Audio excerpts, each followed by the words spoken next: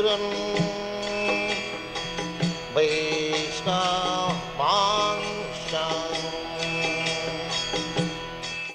Krishna, welcome. I'm Labangalatika and we are reading Bhagavad-gita from the introduction and on. I'm very, very fond of Bhagavad-gita. It is a very beautiful book. It's a very beautiful knowledge given to us.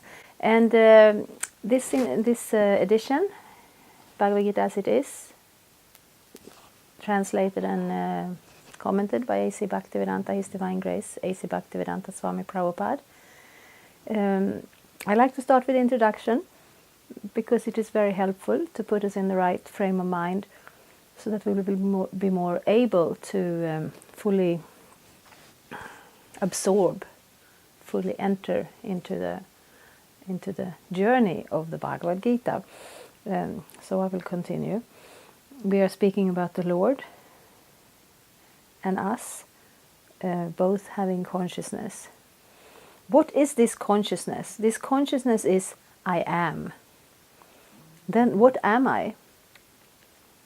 In contaminated consciousness, I am means I am the Lord of all I survey. I am the enjoyer. I am the enjoyer. The world revolves because every living entity thinks that he is the Lord and Creator of the material world. Material consciousness has two psychic divisions. One is that I am the Creator, and the other is that I am the enjoyer. And the living entity, but actually the Supreme Lord is both the Creator and the enjoyer, and the living entity, being part and parcel of the Supreme Lord, is neither the Creator nor the enjoyer, but a cooperator. He is the created and the enjoyed. For instance, a part of a machine cooperates with the whole machine.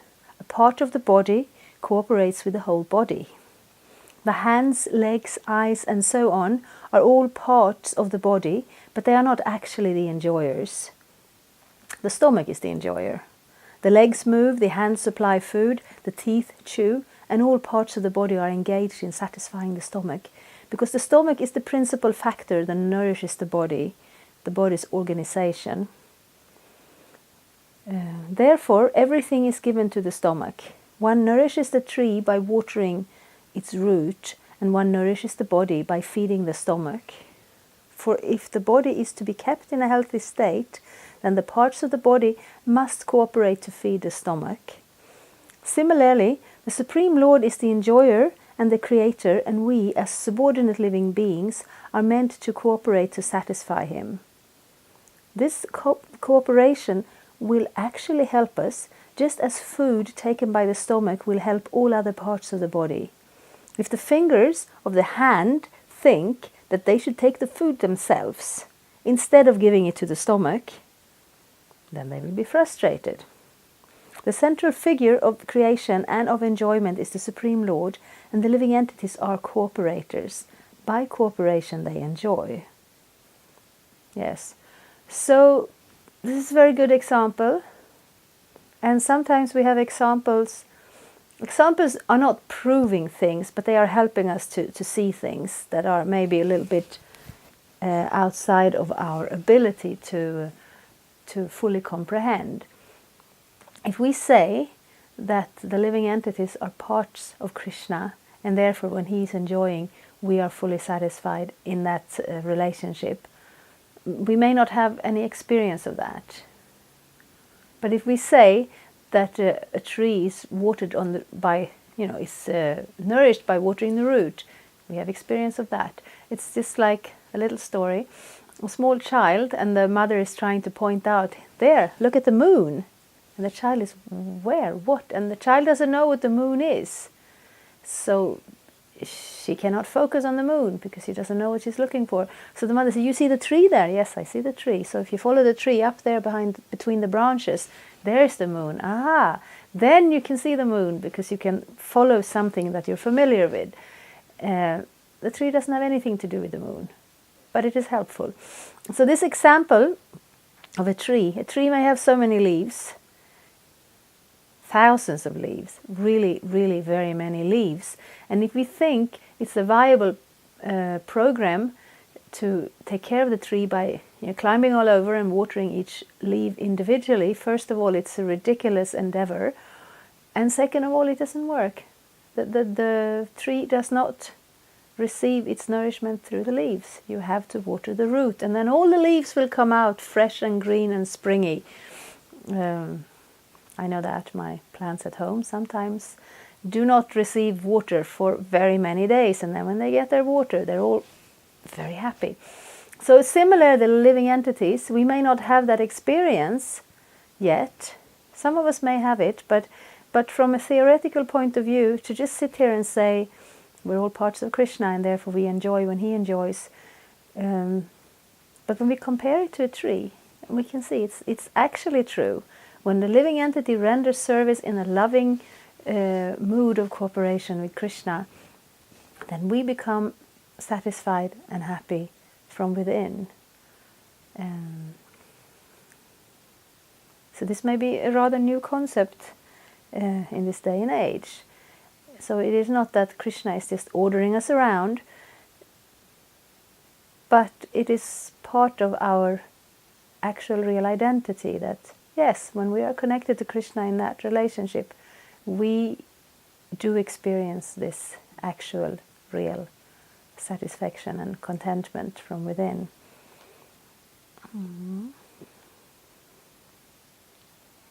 The relationship is also like that of the master and the servant. If the master is fully satisfied, then the servant is satisfied. Similarly, the Supreme Lord should be satisfied, although the tendency to become the creator and the tendency to enjoy the material world are there also in the living entity, because these tendencies are there in the Supreme Lord who has created the manifested cosmic world. Yes, so we have many similarities with Krishna. And in this world, we are trying to a little bit pretend to be in God's position with more or less success. This is also natural. We have his qualities, but we do have them to a different degree, and we do function better when we connect with him. We do not. Actually, our nature is not to be separated from him at all. We shall find, therefore, in this Bhagavad-gita that the complete whole is comprised of the Supreme Controller, the controlled living entities, the cosmic manifestation, eternal time and karma, or activities, and all of these are explained in this text. Yes, we were coming back to these 5, and there will be a test. So you might as well learn them. All of these taken completely form the complete whole, and the complete whole is called the Supreme Absolute Truth. The complete whole and the complete Absolute Truth are the complete personality of Godhead, Sri Krishna. All manifestations are due to his different energies. He is the complete whole. So this is a big concept, the complete whole. It's very difficult to hold in our mind. We try to watch this. We try to think of this planet all at once, and it becomes very hard. We need to divide it down into smaller units. We can think about our street, and we can think about our family, and we can think about our city. But actually we are aware that there's a whole full complete planet, and it is required because everything on this planet is more or less interdependent, and without the complete whole, the smaller parts wouldn't even function. So that is one planet, and we have a universe that is also rather huge. We cannot wrap our mind around the universe. It's bigger than us. And it is described in the Vedas that all the material universes, they are floating on the causal ocean. And all of that taken together is a quarter of the complete manifestation, because the spiritual world is bigger, is more. Spiritual planets, spiritual existence, it is all there. And all of that is resting in Krishna as the Supreme Personality of Godhead. He has full awareness of all of it. It is all resting on his energy, and at the same time he remains an individual, separate person. And these are very big concepts. And It may not be something we can immediately take in. But on the other hand, if existence wouldn't be unlimited and eternal like that, that also wouldn't make any sense. So we appreciate that we are introduced to Krishna and we can think of him like that. It is also explained in the Gita that impersonal Brahman is also subordinate to the supreme complete, the complete supreme person. Brahmano hi pratishtaham.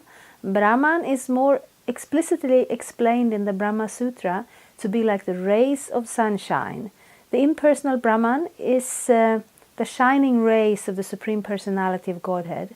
Impersonal Brahman is incomplete realization of the absolute whole, and so also is the conception of Paramatma. In the 15th chapter it shall be seen that the Supreme Personality of Godhead, Purushottama, is above both impersonal Brahman and the partial realization of Paramatma. The Supreme Personality of Godhead is called Satchit Ananda Vigraha.